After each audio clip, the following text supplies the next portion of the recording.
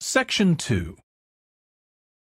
You will hear a podcast about an area called the sheep market in a New Zealand city.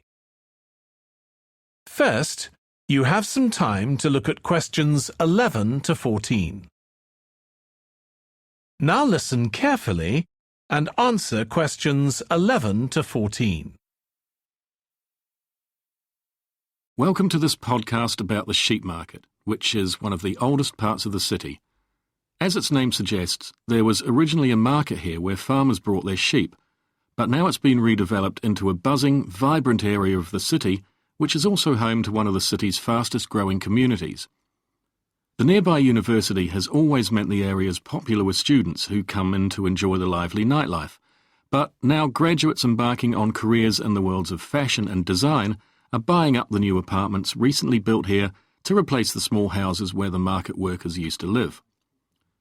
The narrow old side streets are great places for finding original pictures, jewellery and ceramics which won't break the bank, as well as local produce like fruit and vegetables. There's also lots of pavement cafes where you can have a coffee and watch tourists from all over the world go by. The oldest buildings in the area are on the main streets, including the city's first department store, built in the 1880s, which is still open today. The sheep market is a centre for fashion, and there's a policy of encouraging new young designers. The Young Fashion Competition is open to local young people who are passionate about fashion.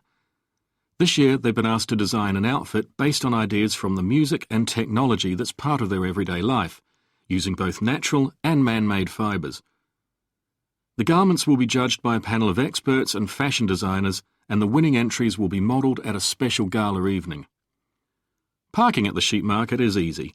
There are plenty of pay and display car parking spaces on the roadsides, which are fine if you just want to stay for an hour or two.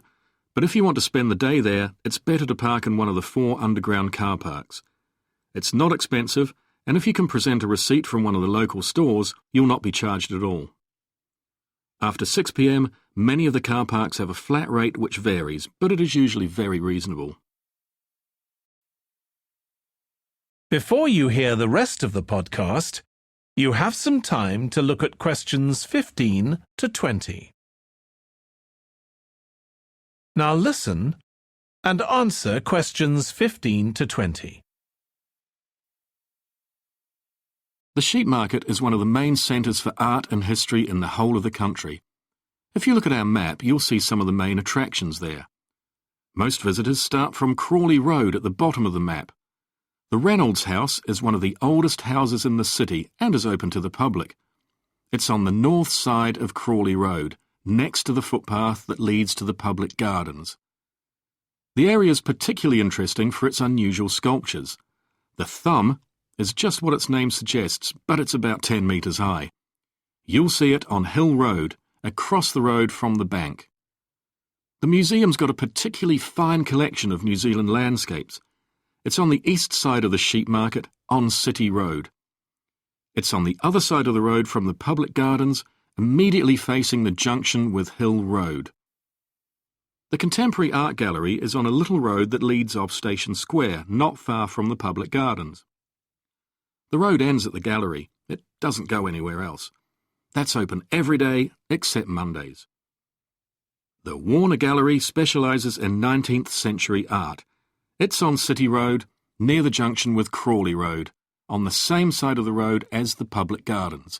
It's open on weekdays from 9 to 5 and entry is free. Finally, if you're interested in purchasing high-quality artwork, the place to go is Nucleus. You need to go from Crawley Road up through Station Square and east along Hill Road until you get to a small winding road turning off. Go up there and it's on your right. If you get to City Road, you've gone too far. That is the end of Section 2. You now have half a minute to check your answers. Now turn to Section 3.